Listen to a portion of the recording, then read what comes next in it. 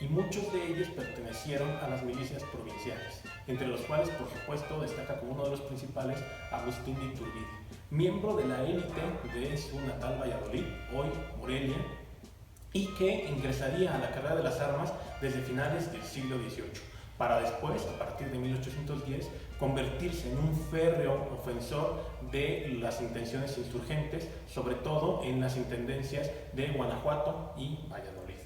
Sin embargo, sus mecanismos tan agresivos de contrainsurgencia lo llevarían a ser procesado a partir de 1816 por el virrey Félix María Calleja, quien, en eco de todas las voces que escuchó de quejas en estas provincias, tuvo que proceder en su contra. Y no obstante de haberlo disculpado y de haber declarado que era inocente, el nuevo virrey Juan Ruiz de Apodaca lo quitó de su mando y a partir de ese año se encontraría en un retiro permanente.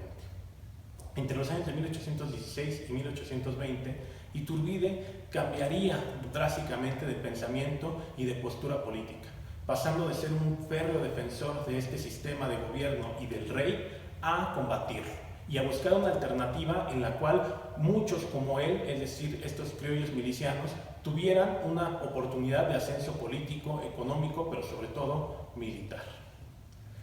Su oportunidad llegó a partir de noviembre de 1820, cuando el propio virrey Apodaca lo llamó para combatir en el sur a el último reducto de la insurgencia, que estaba comandado por Vicente Guerrero y Pedro Asensio de Algeciras. Sin embargo, Iturbide ya tenía otros planes. Fue en ese contexto en el cual Iturbide comenzó un carteo muy intenso con diferentes personajes de la élite, tanto eclesiástica como militar y social y política también, que le permitió atraerse a un grupo muy nutrido y muy importante en el contexto del virreinato para sus futuras miras. Contactó en primera instancia a Juan Gómez Navarrete, el diputado a Cortes, que además era su compadre, así como a muchos militares como Melchor Álvarez, Pedro Celestino Negrete, Anastasio Bustamante, Joaquín Parres, entre muchos otros más. Y por supuesto, de la otra parte, contactó también a Vicente Guerrero, quien, si bien se mantuvo muy reacio a unirse al movimiento de Iturbide, finalmente aceptaría unirse a él. Es decir, que ya contando con un nutrido grupo de colaboradores, es como Iturbide se lanzó a proclamar su plan de independencia de la América Septentrional el 24 de febrero de 1821 en la villa de Iguala. Es decir, que debemos de entender que este plan no va a ser el inicio de un movimiento, sino más bien el momento de socialización de las intenciones que tenía este grupo criollo. Días después de la proclamación del plan, el 1 de marzo, Iturbide reuniría por primera vez a su ejército imperial mexicano de las Tres Garantías, el cual juraría el plan en primera instancia, pero además tendría la primera noticia sobre la bandera que deberían de llevar al frente. Todos los que se integraran a este ejército debían obtener o crear una enseña que tuviera los tres colores blanco, verde y rojo en forma diagonal, con una corona al centro y con estrellas en los diferentes colores que fueran opuestos a estos. Es decir, nacía con esto la bandera mexicana, con los prismas que posteriormente y hasta la actualidad se conocen. En los próximos días, los diferentes militares que ya estaban comprometidos con el movimiento tuvieron que poner las manos a la obra. Y así, en muchas regiones comenzaron a haber levantamientos armados. Sin duda, uno de los más importantes va a ser el que se realice en el Bajío, en la zona de Guanajuato, donde los coroneles Anastasio Bustamante y Luis Cortázar van a comenzar a insurreccionar los diferentes poblados para finalmente tomar el 24 de marzo de 1821 la ciudad de Guanajuato.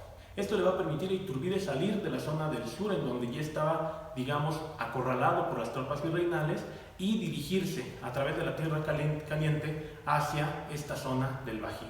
Y a partir de ahí reformular nuevamente el movimiento trigarante. Acto seguido va a dirigirse a la Nueva Galicia, actual estado de Jalisco, para conferenciar con su comandante José de la Cruz, quien aceptó mantenerse neutral durante el movimiento. Él se mantendría fiel al rey hasta el final de la independencia. Posteriormente a esto, Iturbide se dirigiría a Valladolid, a su ciudad natal, para acorralarla y tomarla el 22 de mayo de 1821 y posteriormente dirigirse a Querétaro y San Luis Potosí, con lo cual dominaba y controlaba las diferentes regiones más importantes en términos económicos del norte novohispano.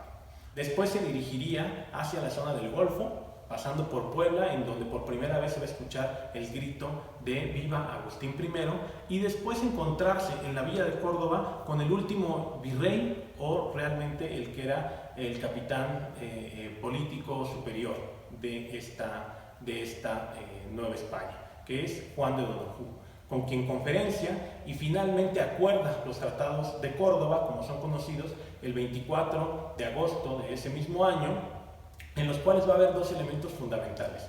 El primero, que se le da un nombre ya a esta nueva nación que surgirá, que es el Imperio Mexicano, y lo más importante quizás es que se varía respecto al Plan de Iguala, que llamaba a gobernar a Fernando VII o a cualquier miembro de su familia. Ahora, con el Tratado de Córdoba, se invitaba a estos mismos personajes, a cualquier monarca europeo, pero también se abría la posibilidad para que el Congreso mexicano decidiera en quién ceñiría la corona.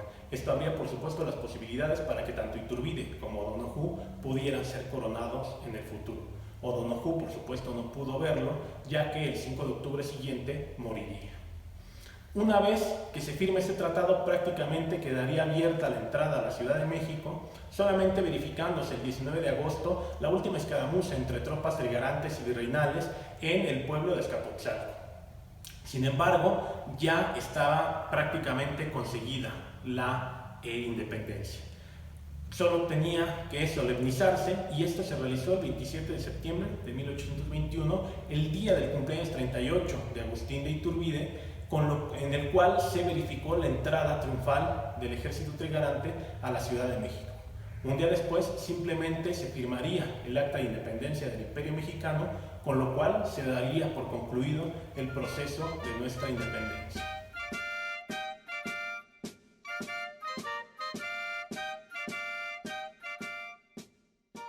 Instituto Nacional de Antropología e Historia. Secretaría de Cultura. Gobierno de México.